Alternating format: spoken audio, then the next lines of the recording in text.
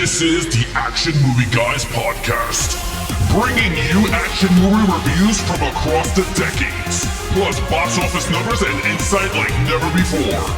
And now, your hosts of the Action Movie Guys podcast, Alex and Nate. Welcome, everyone, to a brand new episode of the Action Movie Guys podcast, episode 211. We're starting a brand new franchise, Resident Evil from 2002. I'm your host, Alex Figueroa. My co-host is Nate from Netflix Reviews. All right, Nate, this is it. This is a brand new franchise. I know you saw this, so let's get to the question. How long has it been since you've seen Resident Evil? Well, it's been a while, because when I was actually watching it, I was like, I remember the movie, because I've seen it a lot of times, but I was like, it's been a while. So I'm going to say it's been at least... I got that 4K set, never watched it. At least 6 to 7 years since I've seen it. It's been a minute. Yeah, so the last time I seen it is when I got the set. Like, other than that, like, if you could ask me before the set, I will say a long time ago. But when I purchased the 4K set, that's when I did the whole watch through of the movies. But other than that... Did you see this in the theater when it came out in 2002? I saw it twice in the theater. I did not see it in the theater. I saw this, the first time I watched this was 2002. I was 15. So I couldn't even get a ticket to this movie. My cousin rented it and we watched it at his house. So I saw it on DVD was the first time I ever watched it. So I saw this movie twice in the theater. Okay. And it was because I just like I fell in love with her. I was just like, oh my God, she's beautiful, blue eyes or whatever. And I was like, I'm going to go see this movie again. And yeah, me and my friend saw I saw it twice. I think I got to say, the only one in the series that I saw twice in the theater. And this is the only one that I didn't see in the theater. I've seen I saw all the rest of them in the theater. Apocalypse to the last one? Yeah. Okay. No, pretty cool. All right, so let's go. Let's see what the audience and critics has to say about Resident Evil. This is one of the most unsurprising scores, and I think all of these will actually have unsurprising scores. This has a 35% with the critics, very low, and not surprising. And then the audience score significantly higher at 67%. This is one of those franchises, and I did not look ahead, so I don't know what the other, scores are, but I'm going to wager they're all going to be like this, because this has always been a franchise that fans and people kind of look at as like a guilty pleasure entertainment, and critics always hate. So 35 for critics, 67 for audiences. I mean, it's very interesting. It's very interesting because remember you did a lopsided Rotten Tomatoes and you were like, this is crazy how one is higher than the other. Resident Evil might be the franchise that all of the movies might be a tad higher in one of the scales. Yeah, off the top of my head, there might be one or two that I think will both be low, but I'm thinking the early ones especially, they're going to be like this. That's my guess. We'll find out next week and as we go on. But as we go, yeah. All right. Well, let's get right to it. Let's get into the actual main review. Lead character, Milla Jovovich. Yep, as Alice. Yeah, she's okay. This is just an okay character. It's just an okay character. Watching it again and watching it knowing I'm reviewing it, I think changed. Well, also watching it at my age now, I'm a little older than I was when I used to watch it, a little wiser, and I'm reviewing it and looking at it through the perspective of, okay, let's really break down this movie. This character's just okay. Like Alice. Milla Jovovich, great. I love her. I love The Fifth Element. I've loved her in a lot of movies. She's one of those like genre actresses. Everybody loves her, right? Like nobody's ever like, oh, I hate her. She's like and she's not a bad actress. She's fine. But the character as written, there's not much there. Like she's amnesia. So when she wakes up, she doesn't even know who she is. So then you get a little bit of information of her in flashbacks. But the flashbacks it seems like they're from like 2 days ago, right? Like it seems like it was just before this happened, maybe a day before. So you got about 2 days worth of knowledge of who this person is. And it's not a lot. She works at Umbrella. She's married to the other guy. And that she lives in that mansion. And then she wakes up. And that's really all you get. You don't know if they, what their relationship is really like. Because, well, I'll let you, I don't want to go too much, but you don't really know what their relationship is like because they're both like have amnesia. You don't really get much about her. She all of a sudden knows how to fight. Like in this movie, she goes from being kind of like leery and whatever to then she's like doing karate kicks and stuff like that. So maybe it was starting her memory came back and she's like highly trained or something. But also you don't know what her job, what's her job at Umbrella? Yeah. They don't say, so there's too many holes where you can't really like super attached to her. But because the actress is good, it still makes her watchable. And I hope that makes sense. I gave her a 3. I put her in the middle because I think the performance is good. Mila Jovovich is great. She's great in the action scenes, but like as a character, there's just she's okay to go along with, but there's too many holes. Like, you don't really know her. You don't get to know her that much. She don't even have a last name. She's just Alice. So I gave her a 3. Yeah, when it came to this character, I was a little, it's funny. I've seen it twice in the theater, and I'm like, oh my God, this movie's amazing, man. Action everywhere. And you absolutely right. When you put on those action movie guys pair of glasses and you start to review movies that you're in love with. Yeah, the beer goggles come off. The real glasses come on. Yeah, exactly. You're going, oh my God, like what did I watch back then? I would say this. You're absolutely, everything you said is dead on. This character, I was like, she sucks. But not in I don't want people to really think like I'm really gonna bash her. I'm not gonna bash her. I gave her a 3 too. I think she's a good character. But what I meant was she's like a character that's just like a level 1, and you gotta beat the game so she gets more powerful by the second game. Yeah. I agree. She has like the soap opera amnesia that she gets hit with the gas, and then slowly through the movie, she starts to remember how to pick up a gun, how to shoot awesome, how to kick a dog through a window. And I was just like, yeah, she knows karate. And I was just like, I was okay with it. But you're right, with a storyline like this, and I guess I'm not a big Resident Evil game fan. Like, I don't play the games much, but looking at it in a point of view of a movie, I'm like, is this a character that could catapult a franchise? Absolutely, yes. But the problem is, in the first movie, I'm thinking Alice is a video game character. Everyone went to see the movie because of the video game. Like, if you really look at it, I mean, we could slap a 2 to this character if it was an actual action movie. I mean, but I was it's not nice because with we my know. 3. To be honest with you, I was nice. Yeah. But if you really think about it, right? Like, think about it, Nate. This movie has like 7 extra sequels, right? So we can't go, okay, she's horrible. There has to be a reason why they gave it 7. You know what I mean? So will the character get better? We'll find out. I mean, Apocalypse is next week. But I will say this, because our female leads, I always give the badass. She's not badass. I would give her in the badass meter a 2, to be honest with you. She's a 2. But with that said, look, I gave it a 3. You gave it a 3. Just to bring up a point, I grew up with Resident Evil 1 and 2. I didn't play anything. I put PlayStation 1, Resident Evil 1, Resident Evil 2. And Alice is not even a character from the games. Nobody in this movie is a character from the games, except for what we're about to get to now, which is villains, because this is one of those movies where there's 1,000 different villains. They got, first of all, the Umbrella Corporation is a villainous corporation. So they're the big ones. Now, this does have a distinct, like, kind of main antagonist. It's going to be her husband. He turns out to be kind of the bad guy in the group, right? Because she has amnesia, he has amnesia. He remembers that he overheard her telling the girl she was gonna get her into the facility so that she can steal the T virus. And he's the one who, in the beginning, someone does it, but you don't see who. He's the one who throws the T virus and sets the whole thing off, right? And then he tries to kill them. So he's kind of the main villain. But then you got him. Then you got Umbrella. Then you got zombies, right? There's zombies in this movie. They're villains. Then you got zombie dogs. Then you got the computer system, the Red Queen and her lasers. Then you got the lickers, right? The big monsters that are in these. Lickers, yeah, the lickers. And Nemesis. And the T's of Nemesis. T's, I'm sorry. Yeah, the T's of Nemesis. But you got those scientists, the ET scientists at the end. With the, they come I out want to white talk with about the that. coats, Because that was the, bad funny. with the lab coats and stuff like that. He's like, Yeah. we gotta take them to the Nemesis project. It's pretty much just like that. Yeah. Get him in the Nemesis project. Get 'em. I hate like the dialogue at the end. It just sounds so corny. Anyway, there's a lot of villains.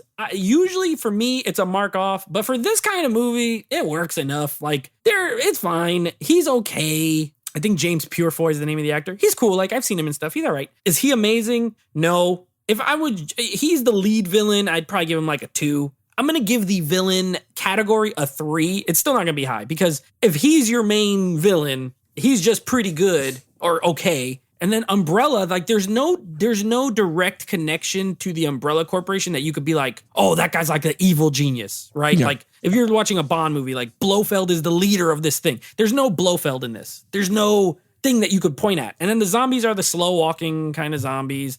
The lickers are cool, but this is 2002 CGI. So some of it's not great. They did build a practical one that looks kind of cool, but then as soon as it is like a wide shot, it goes back to the CGI one. Yeah. It's not very good.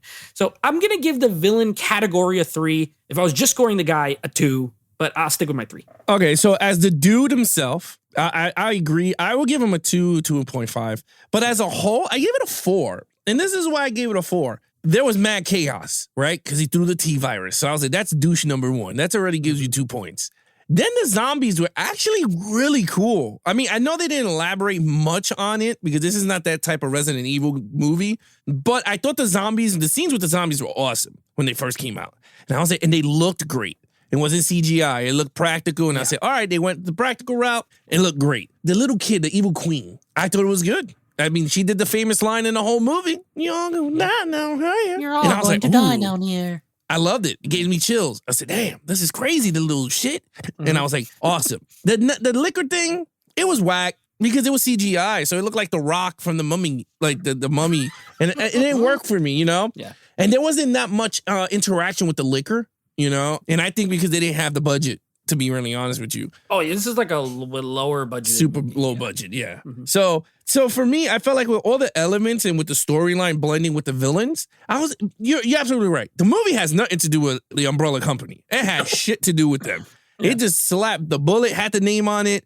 Their house had the name on it. It was just more of a, what is it called? Like a marketing scheme for Umbrella. That was pretty much what it was, a ploy. For me, I didn't take the Umbrella thing there because you're right. It didn't work for me because there was nothing there. Like if they show Whisker or whatever his name is, the bad guy, I would have said, oh, damn. Like that's pretty cool. Like if he would have pepped up on the thing going, you gotta kill everybody. And I'm like, oh, this is crazy. I would say fine. But the fact is, in terms of the way the storyline guided everyone and the villains and all this, I was like, you know what? I gave it a 4. It was entertaining for what it was. It was a popcorn flick, summer blockbuster hit. And I said, you know what? I'm going to give it a 4. So for that. Okay. Action scenes.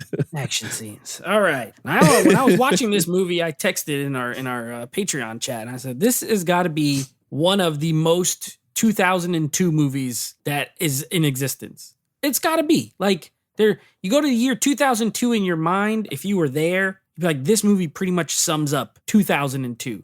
You got like crazy fast cut editing.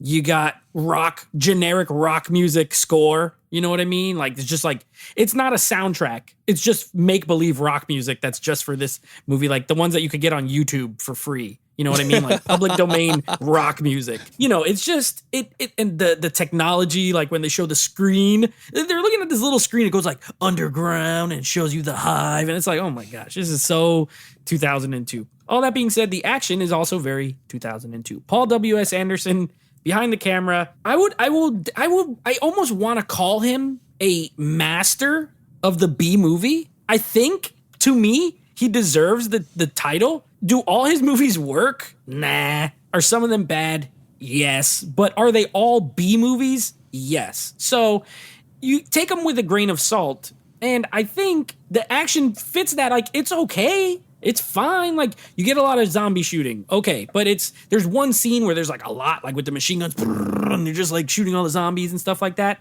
But other than that, you get like, she kicks a dog. She does a jumping karate kick to the dog. You got the laser scene, which is awesome, by the way. That's a great idea. The laser defense thing. Mm-hmm. I love that scene when the guy thinks he's going to do it and it turns into like a fence. And he just gets cut into pieces. Love it. That was thrilling and it's violent. And then other than that, it's honestly, you have the train scene at the end with the CGI liquor busting in there. Like, it's all very okay. I gave it a 3. I'm sticking with my 3s here. Like, I just can't see myself going higher. Like, it's just not. And again, the editing's kind of crazy. It's that fast cut. But even if it wasn't fast cut, like, there's nothing so exciting happening that they need to show it. So it's a 3 for me. Yeah, look, man, everything you said is right. This shit is bland. This action is like dry toast of action movies. That's dry toast. It's very dry, no bro. Butter? Just no toast? Butter. It's just straight toast out the rough. toaster oven.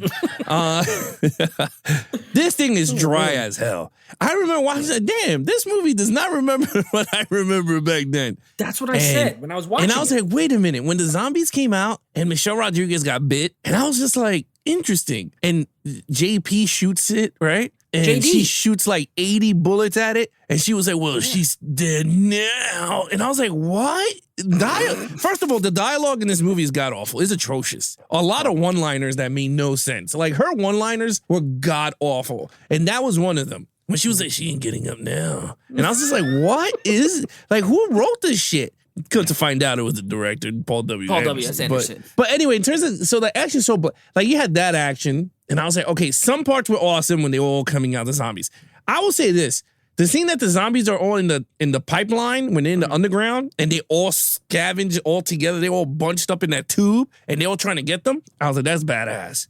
Yeah, but they didn't utilize that. It was like a quick, fast cut. Like, Michelle Rodriguez got bit 2 times. She picked up the gun, and then they cut, and they were walking on top of the thing. And I was like, did you not know how to end that scene? Like, you understand what I mean? Yeah. Like, I was like, she would have got torn up because there was zombies in the back, zombies in the front, zombies on the side, and it just cuts, and she's already up there throwing blood on them. Going, yeah, it was weird. Like that and not only does it cut, it like fades to black and then comes back like it went to a commercial break and it's at a whole other part. Like, they were like, we don't know what to happened? do here. Yeah, they did not know how to end that scene. It was like a horrible decision. Smart, but they didn't know how to execute it. They were, they watched it back going, how are we going to get back into, let's do fade to black. There we go. It was a weirdo scene for sure. Yeah, I would say, I mean, the Nemesis fight was, the ending actually was whack. That was so whack. She was holding the tongue to the CGI. She's like, oh, right? And Michelle Rodriguez becomes a zombie. And I was like, wow, this is going to be a pretty good fight between her and the Crow. And all of a sudden, I was like, what? He just shot her and she opened the door and it was over. The movie was over. I was like, what kind of shit is this? Like, who ended this movie like this? There was no fight at all. And I was like, that's what got me mad. I gave it a 2. I had to give it a 2. Like, I was going to agree with you on the 3, but then I'm like, you know what? The more I think about it, the action in this movie stinks. Like, it's not good. Like, from what I remember, and I know I can see a lot of people going, I love Resident Evil. This is a really good movie. Oh, for sure. What are you talking about, man? Me and you seen 2 different versions. I don't think I seen 2 different versions. Yeah. This movie got no action. I think also people say they love this movie and they don't rewatch it very much. And it's been 10 years since they saw it, or they liked it when they were in high school. And then, Yeah, I agree. I'm giving this a 2 because this action was so dry toast. I didn't like it much. All right, storyline. Well, I'm glad you brought up the sewer scene. First of all, a random sewer. They're in a facility that's underground already. And then all of a sudden now there's like sewers, which doesn't make any sense. It doesn't make any sense. But you want to talk about not making sense. Michelle Rodriguez got bit like pretty early. On the hand. Ago. She got bit on the hand, right? Yeah. And all she is sweaty. It makes her sweaty, but she doesn't turn into a zombie, but she gets sweaty. Now your boy JD gets bit and he turns into a zombie in 30 seconds. Like, he gets bit, he turns around and she's like, no, JD, and he's a monster. Why did he turn into a zombie so fast and it took her 7 hours to turn into a zombie? It doesn't make any sense. I can answer that. Yeah. Because she got bit once. JD got torn up by the whole elevator. Oh, so if you get bit multiple times, so the virus went through the system faster. I guess that's the way you... Yeah, maybe, but I'm not buying it. I'm just saying they didn't set that up as a rule. They just, it just happened. So either way, this story is absolutely insane. This is an insane story. This has nothing to do with the game outside of using Umbrella, T-Virus, Raccoon City, name dropping these things. Outside of that, there's no video game characters in this movie, like human characters. You have the dogs, which was straight out of the game, but it felt more like fan service than like a logical thing. You know what I mean? Yeah. It's like, hey, you guys remember when you played that game 7 years ago? Look, it's the dogs. It was like that, more so than anything else. The script is bad, you're right. The dialogue is bad. Story is just like, if you try to, you can explain it to somebody. So that gets a point. I'll give it credit for that. Like, it's not unexplainable. It just has nothing to do with the game. And even if you don't like the game, it's just like a super duper generic, basic, like sci-fi action movie. Pretty much, I guess, is the best way I could do it. This is where I gave it 2. It's in the storyline. I didn't give it a 1 because it's you can follow it. It's not written so badly that it's like, what? This is like nonsensical, but there's a lot of nonsense in it. If that, you know what I mean? Like, there's a lot of goofy, corny nonsense. The dialogue's bad, but it gets you from A to B to C. It's just generic. There's a big corporation. We got to send this team in to get the thing. The team gets picked off one by one, and then there's one survivor. That's 1,000 different movies. So I gave it a 2. It's It's watchable, but it's not very good. Yeah, man, I agree. I slapped it a 2 also. I'll be honest with you. Going towards the bottom, there ain't going to be nothing higher than like a 3, to be honest with you. It's a 2. I don't like this storyline. Rewatching it now, I'm like, this storyline is so, you said it right, generic. And I hate generic movies. Now, the funny thing is, we talked about generic movies on the Haywire, where that was a generic, but it was told in a unique way, and it made the movie fun to watch because it was told in a unique way. This movie could have been told at least 1,000 different ways with this storyline, and they absolutely dropped the ball in any other way. And that's, to me, see, because Paul W. Anderson wrote this movie and directed it. That's how you could tell when a director stinks at writing. When the storyline is just, it does not work well. There's actual directors that know how to write scripts and know how to film their own movie. Quentin Tarantino, it's a big one, right? If you really look at his work, you're going, holy crap. Then there's other people that flubber on their work. Zack Snyder is not as strong of a storyteller, but he is a great director behind the camera. Yeah. This is very rare when you find a director / writer that could do both. This Paul W. Anderson did not do a good job of Resident Evil. I felt like he didn't even play the game or got even Capcom to give him at least a reference of what the game was about. Pointer or something, please. Yeah, or at least a treatment of the video game, at least, of what, like, how did it go? Because this movie's so bland. Alice, if you would have just made her into whatever character in the video game it was, I would have been like, you know what, that is actually pretty cool. But they wanted to go with Alice, which I like the name. I thought it was pretty cool. She is great. She works. She's a security for the umbrella company for this house, for this, for the thing. Okay, great. But the storyline is so stupid. The guy steals it, throws it, and then now you're playing a murder mystery Resident Evil movie, which by the end of it, you're going, this sucks.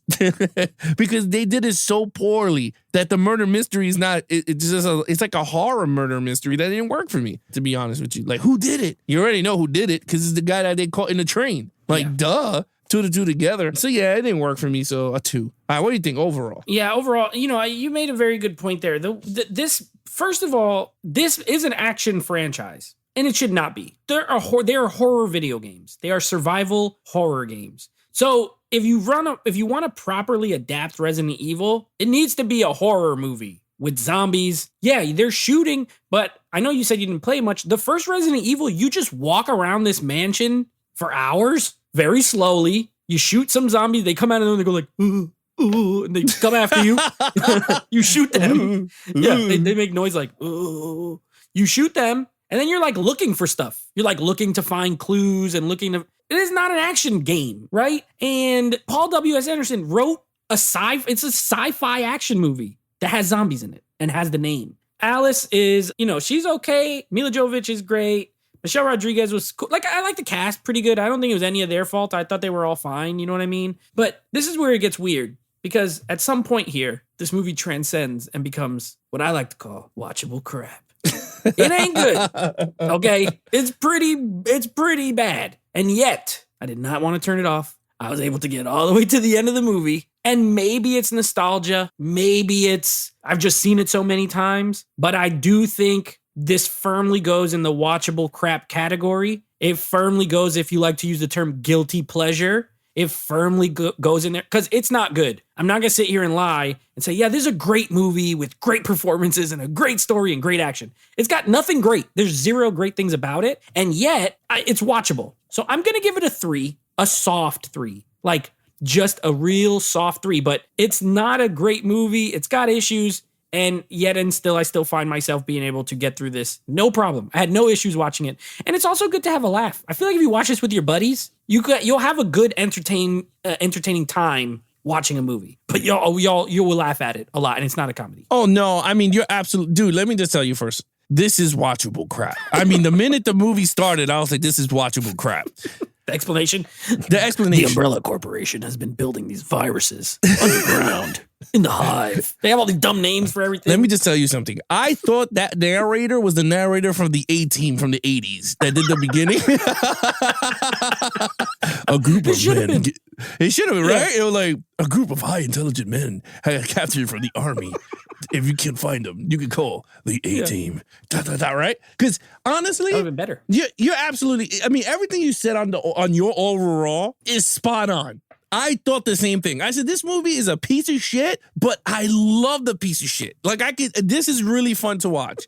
And I thought, and it was like, granted, is the characters all stink? Absolutely. But it was a popcorn flick. Now, watching it again, I don't care what happens. Alice is beautiful to look at. She's cool. She's a great actress. It's not like she's a horrible actress. But does she get better with the other movies going down the line? We're going to find out during our watch through of Resident Evil. But right now, this first movie, it is pure watchable crap. It goes right into watchable crap. And I'm going to say this, though. I am not upset that I spent the money on the box set. I will say that now. Yeah. It's watchable crap. I enjoy it. There's some box sets that I know we purchased that is just pure shit, and we never going to put some of these movies back on. You know what I mean? So with that said, I agree with you. I gave it a 3 also.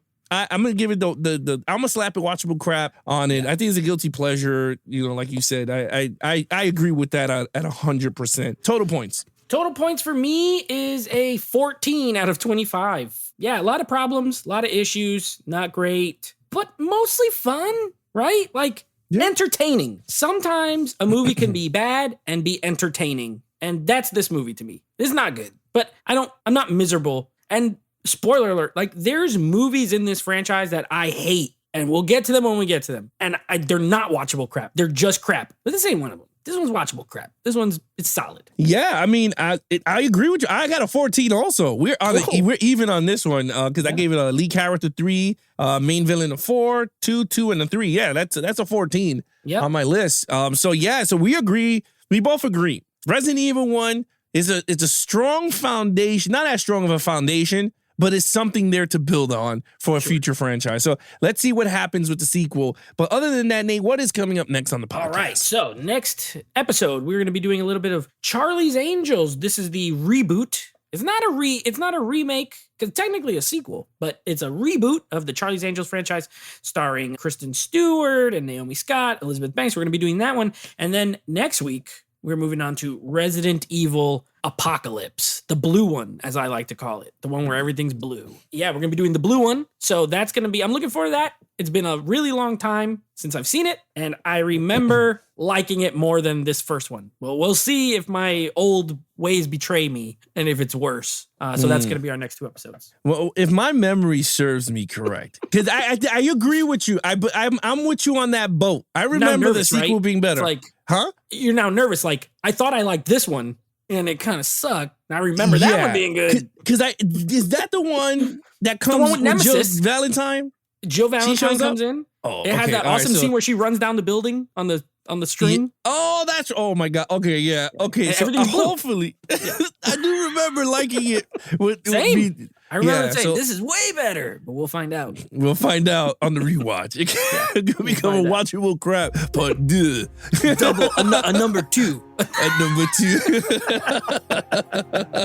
All right, guys. If you want to follow us on our social media accounts, please follow Nate over on Instagram at Netflix Reviews. Check out the podcast with him and his friends called Netflix Movie Reviews. Anything action movie, guys, head over to youtube.com/geeksandflix for the video version of the podcast, or head over to our official website at www.geeksandflix.com.